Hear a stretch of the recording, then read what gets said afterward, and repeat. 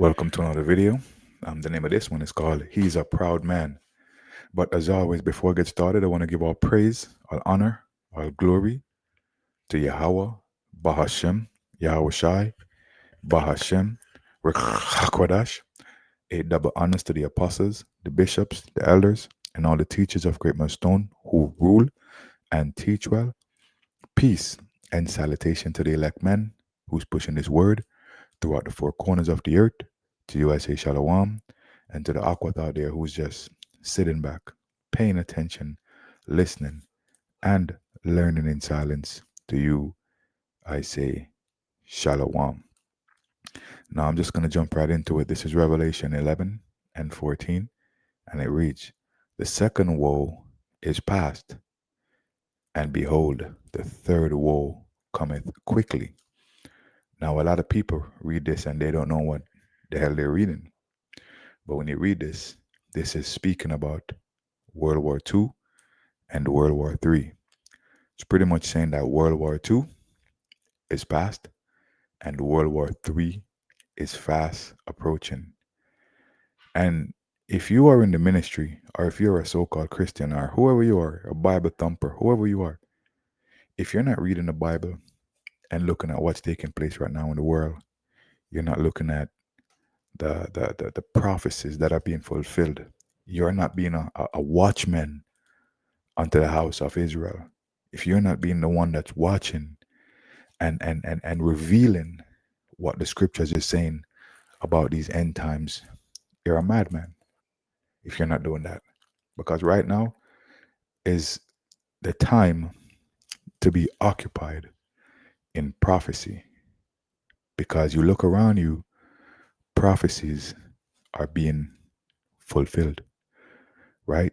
Now I'm gonna play a video, and during the video and after the video, we're gonna just filter it through the scriptures just to show you that this Bible is not a book to be played with. All right? Now, without further ado, here we go. Please take your seats.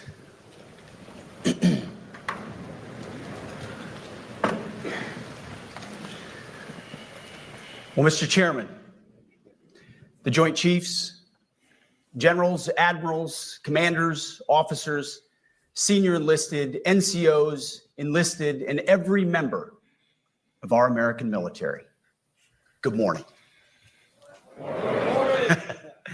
Good morning and welcome to the War Department. Because the era of the Department of Defense is over. And the Most High put it in these people's hearts to change the name from the Department of Defense to the War Department, because that's who they are. These people, these same people here, are warmongers. What's a warmonger? We're gonna get some definitions for you real quick, right? Let me go into. I'm gonna go into chat. See.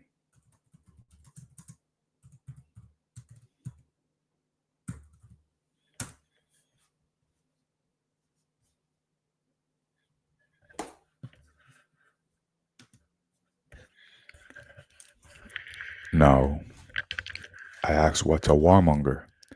It says a warmonger is a person, group, or leader who promotes, encourages, or tries to start wars and conflict, often for power, control, or profit.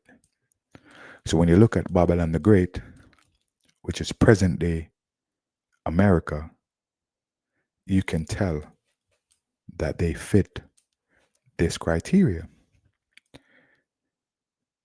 They they promote, encourages, and tries to start wars and conflicts, often for power. So we see this happen just recently in Venezuela, because these people are mad at Venezuela because Venezuela won't give them access to their oil. We see they do this for control. Where did they do this for control? Like, look around the world right now, and you'll see it. In fact, let me jump in something real quick just to show you. Now, for those of you who don't know, America, Babylon the Great, has been at war for over 200 years. Now, how are you going to be a country whose existence started about 249 years, but have been at war for over 220 years? 90% of these wars were unprovoked wars, were wars that they promoted, they encouraged, and they started because they wanted power. I mean, they wanted more power, they wanted more control, and they did it for profit. A lot of wars happens in these African countries between the Africans because of these people. They go there and they pay people off to start wars with each other so they can pretty much come with a solution. You call it order up chaos, where they create chaos in order to bring order. And when they do that, they're doing it for profit. We see that in the Congo. We saw that in Rwanda. We have seen this so many times, but a lot of people they are blind to these things. They don't see what's really taking place with these devils, right? Now, word breakdown: war, conflict, battle. Monger means an old English word meaning dealer or peddler, like a fishmonger, sell fish. So a warmonger is like someone who deals in wars. So this guy that's speaking right now, he is a warmonger. They are warmongers. The American system, the American people, the Edomites, they are warmongers, right? Now let's continue. You see, the motto of my first platoon was those who long for peace must prepare for war. This is, of course, not a new idea. This crowd knows that. The origin dates to the 4th century Rome and has been repeated ever since, including by our first commander in chief, George Washington, the first leader of the War Department.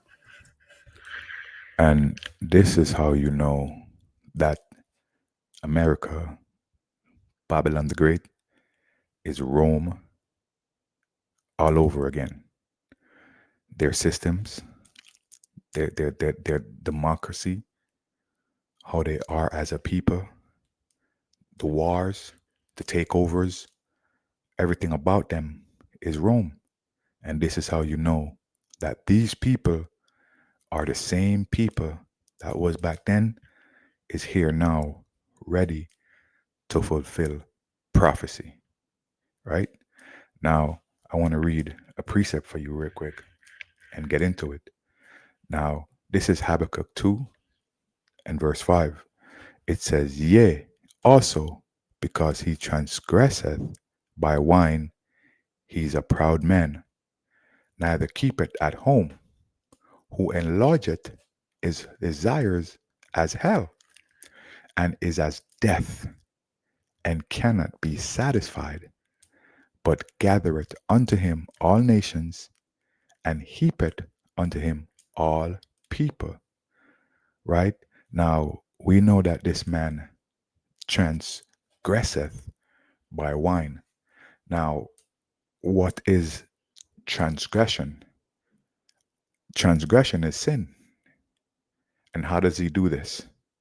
By going around the world, spreading his philosophies, his democracies, putting the hammer down in the earth, raping, murdering, bloodshed, tricking the people into believing that Yahweh Shai is a white man, that Yahweh is a white man. He uses his power, his control, It's democracy. Like all of that, he uses to push forth a an agenda to make people believe that Christianity is the way to go, right?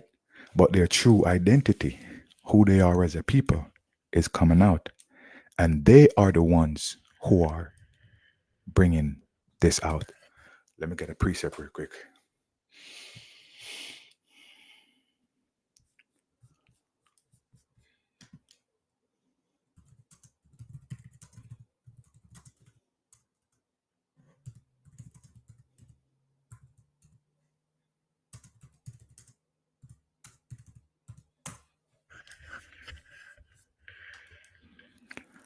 This is Psalms 64 and verse 8.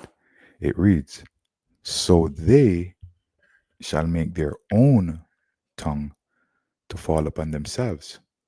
All that see them shall flee away." So now the world is awakened. They're seeing these Babylonians for who they are, for the warmonger they are, for the people who went around the world and caused chaos. China sees it. You know, they're the Egyptians, I mean, Russia sees it, Iran sees it, the entire Middle East sees it, Africa sees it, everybody in the world sees who they are, and they have seen what they have done throughout history. Case in point, let me grab this.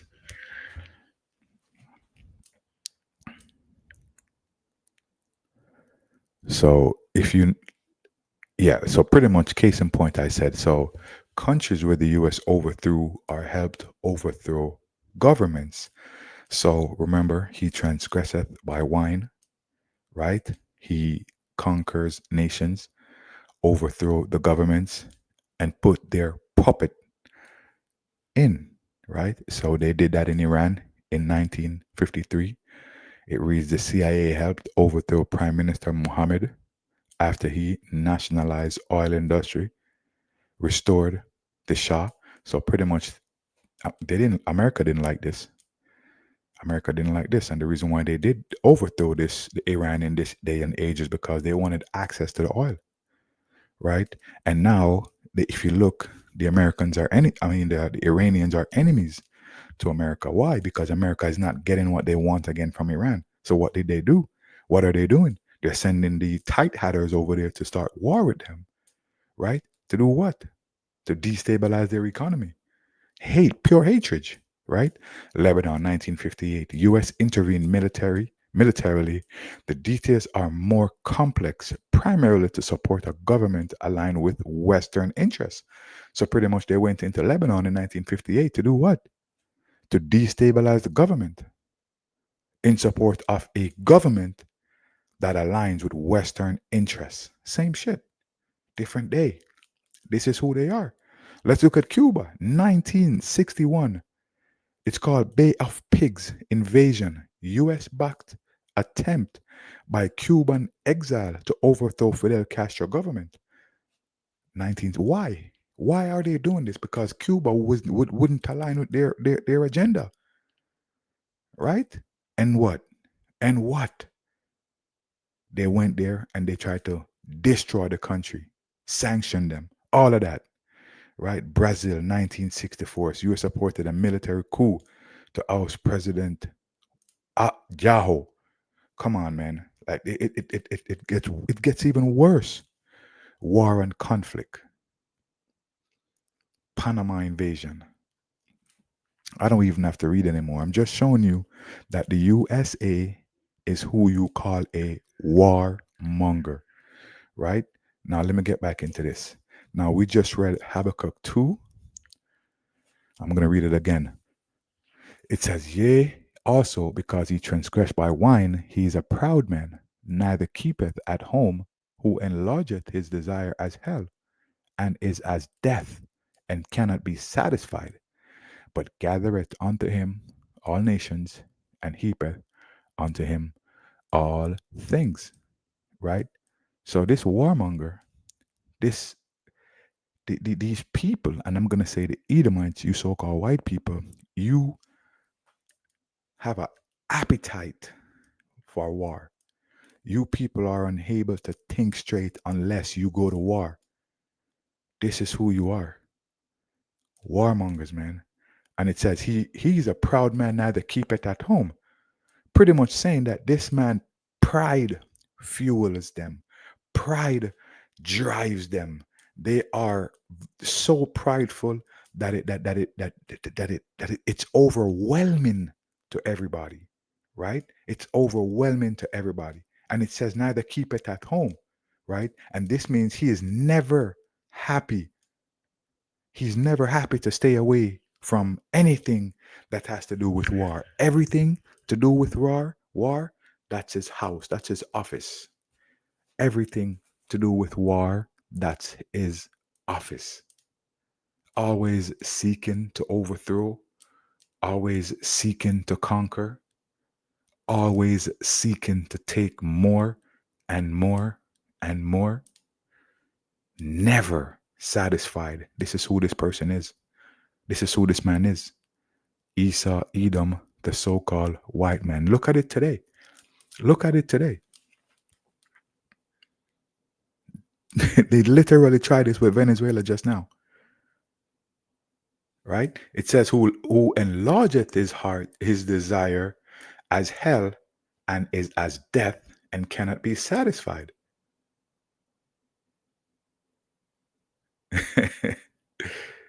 Like the greed of these so-called Edomites. The greed, they're always they're never satisfied, man. It's like them belly them belly just bottomless. Them just craving. They just want to eat, take from the world, from everybody, from the ground. Right? This is who man is. This is who this man is. Right? I want to grab something real quick. So I looked up the word antagonist and protagonist. So a protagonist, it means the main character in a story, the one the story mostly follows. So who does the Bible follow? The story of the Bible, who does it follow? Who? The Bible follows the Israelites from creation to punishment to redemption to punishment to prophecies. Like everything is aligned with the Israelite. So we can say that the Israelites are protagonists. But the antagonist, it says the opposing force against the protagonist. And who is against the children of Israel today? Who you see murdering the children of Israel today? Who you see pushing the children of Israel to the bottom of the barrel?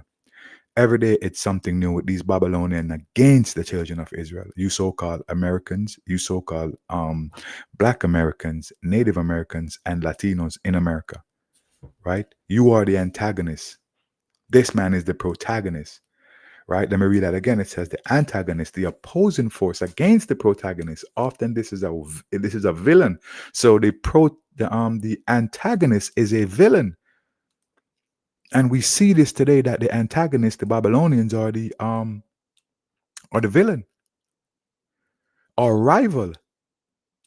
But it can also, not even going to go into but they're a villain, man. They are the villain of the Bible. The children of Israel are going to be the superheroes of the Bible. Right? Let me get back to the video because I want to finish this video before I finish this lesson. It captures a simple yet profound truth. To ensure peace, we must prepare for war. From this moment forward, the only mission of the newly restored Department of War is this: war fighting, preparing for war, and preparing to win. This man says, in order for them to have peace, they must prepare for war. For 220 years, these people have been at war. and there haven't been any peace within their house. Why? Because they go and they are antagonists towards other nations, provoking other nations into war, going into other people's backyard to take their oil, to take their gold, to take their minerals, period. And we see this with them today. And we know and we can tell, we know who these people are based on biblical prophecy. The Bible does not miss, man. The Bible does not miss. These people are the devil the Bible speaks about. They are proud and they're evil. And they are who the Bible called the antagonists, which are the villains. They go around the world and they antagonize people. That's who they are, right? Now, as I said, America, which is Babylon the Great, have been around for about 249 years. And out of that, they have been at war for 220 years since their inception, since they were born, since they came into power, since the Renaissance period, right? When you look at what they did to the Native Americans in America, a lot of bloodshed. Their Thanksgiving is coming up. Why are they celebrating Thanksgiving? They're celebrating Thanksgiving because of the murder and bloodshed that they caused to the Native American Indians, right? In New Zealand, same thing. Australia, same thing. Canada, same thing. Look around the world, you see blood by the hands of these devils. The Bible tells us in Ecclesiasticus 12 and 11, though he humble himself. In fact, let me go back a little bit. It says, Ecclesiasticus 12 and 10, it says, never trust thine enemy, for like as iron rusted, so is his wickedness. Now, why would we trust these Edomites, these devils, when we know their history? When we know their history.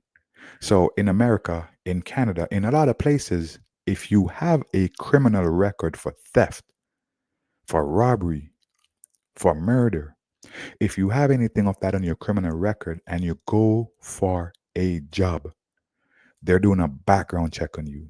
When they do that background check on you and they see those things, they're not hiring you because they know who you are based on your history. When we look at Esau, Edom, the so called white man, we know your history. We know the crimes that you have committed against our brothers and sisters. We know. So, because we know, we are now listening to what the Most High says in this Holy Scriptures. Ecclesiasticus 12 and 10. Never trust thine enemy, for like as iron rusted, so is his wickedness. Listen to this devil. Unrelenting and uncompromising in that pursuit. Not because we want war. No one here wants war. And that's a lie, man. That's a lie. You went all the way into the Caribbean waters to provoke war with Venezuela. You killed 11 plus people because you don't like the current government of Venezuela. And you did this because the power is in your hands to do whatever you want to do and get away with it. You have the military might, the power to inflict harm and all these nations around the world. And instead of just being humble, you have been proud, going around and laying those weapons down in people's backyards, right? So when you say we don't want war, we know that you're lying. That's it. But it's because we love peace. We love peace for our fellow citizens. They deserve peace, and they rightfully expect us to deliver it. Our number one job, of course, is to be strong so that we can prevent war in the first place. The president talks about it all the time. It's called peace through strength. And as history teaches us, the only people who actually deserve peace are those who are willing to wage war to defend it. Bro, Venezuela is over there. They ain't doing nothing to you. They're just living their lives doing what they want to do. But you went there and you provoked a war with the Venezuelan people. Come on. How can we believe you? How can we believe you? Iran is there chilling, just doing their thing. You went over there and you bombed them. For what? Look at what you guys did in Qatar. Look at what you guys did in Iraq. 100 million Iraqis died at the hands of you, your hands. Why?